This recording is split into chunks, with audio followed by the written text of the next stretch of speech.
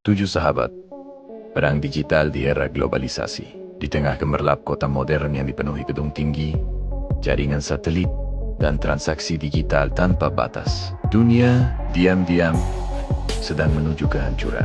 Sebuah virus digital bernama Black Nebula menyusup ke pusat data pemerintahan, bank nasional, rumah sakit, bahkan sistem pertahanan negara. Virus itu diciptakan oleh seorang profesor asing jenius bernama Profesor Viktor Karev, ilmuwan licik yang bekerja sama dengan pengusaha asing terkaya di negeri itu, seorang miliarder bernama Leon Fargan. Mereka ingin menguasai ekonomi dunia dengan menghancurkan sistem digital dari dalam. Namun, mereka tidak tahu ada 7 sahabat yang selama ini bergerak dalam bayangan. 7 sahabat itu bukanlah tentara, bukan pula superhero berkostum. Mereka hanyalah 7 sahabat dengan kemampuan berbeda. Pertama, Dixon, ilmuwan teknologi muda yang cerdas.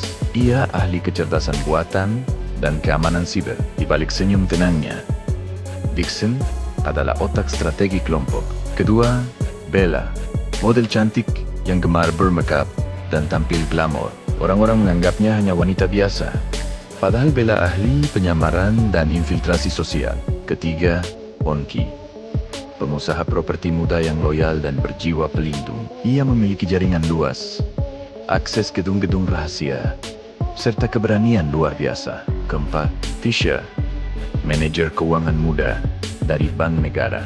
Tegas, disiplin, dan sulit ditipu. Tisha bertugas melacak aliran dana ilegal yang digunakan musuh. Kelima, Julai, pustakawan misterius yang lembut dan pendiam. Ia mengetahui banyak rahasia kuno yang tersimpan di perpustakaannya. Julai juga seorang penulis yang sering melihat masa depan melalui mimpi dan tulisan-tulisannya. Namun, ada sesuatu yang tidak diketahui banyak orang. Julai memiliki ilmu supranatural. Dengan mata batinnya, ia mampu menyerang pikiran seseorang dari jarak jauh. Keenam, Vance, aktor terkenal yang playboy dan kocak. Meski sering menggoda wanita, ia sangat setia kepada sahabat-sahabatnya. Di balik tingkah lucunya, Vance, ahli bela diri dan pengalih perhatian. Ketujuh, Al-Shodik, seorang loper koran sederhana yang sering dianggap remeh. Padahal, ia adalah mata legendaris yang menyamar, sekaligus pemilik toko roti kecil di sudut kota. Tidak ada yang tahu bahwa toko rotinya adalah markas rahasia mereka. Suatu malam, seluruh layar kota tiba-tiba berubah hitam. Lampu gedung padam, bank kehilangan akses data, bandara lumpuh, jutaan rekening terkunci. Di setiap layar muncul simbol mata merah digital. Dunia baru dimulai malam ini. Dixon menyadari sesuatu. Ini bukan peretasan biasa. Ini perang.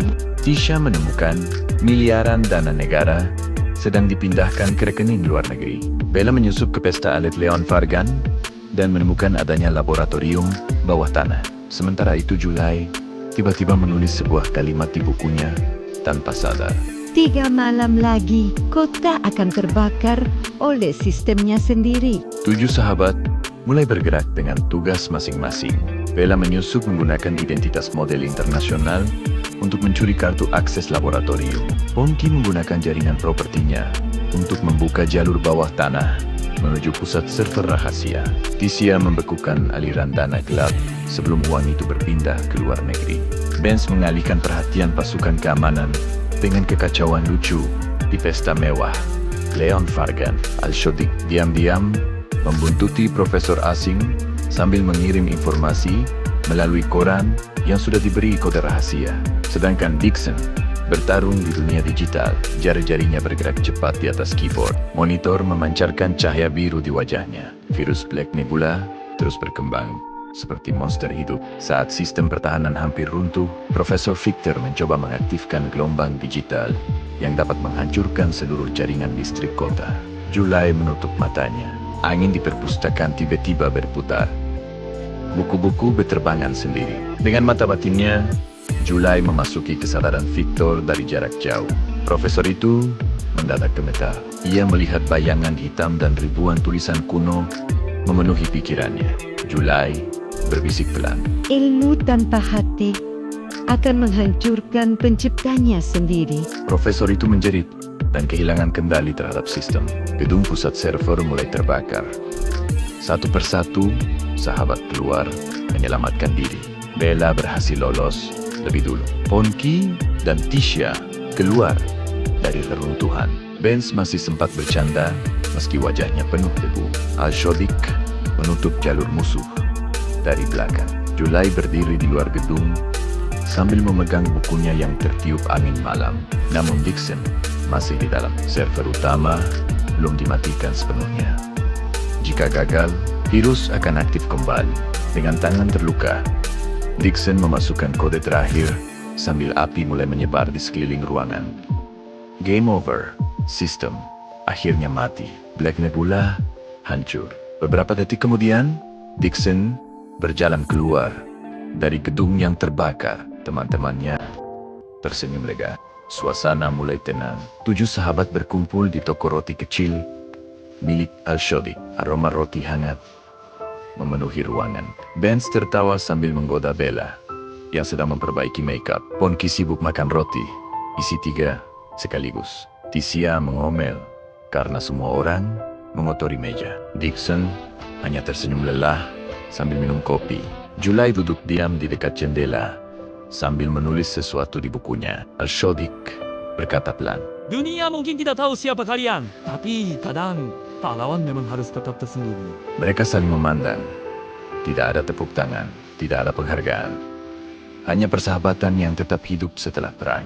Meskipun Ben seorang aktor playboy, tapi ia takut pada kekasihnya. Jika dapat telepon dari kekasihnya, ia segera bergegas pergi meninggalkan semuanya. Sebelum berpisah, Julai menatap langit malam, lalu berkata lirih. Perang ini selesai, tapi dunia belum benar-benar tenang. Angin malam berhembus, dan di kejauhan, sebuah layar komputer menyala sendiri. Kota kembali normal.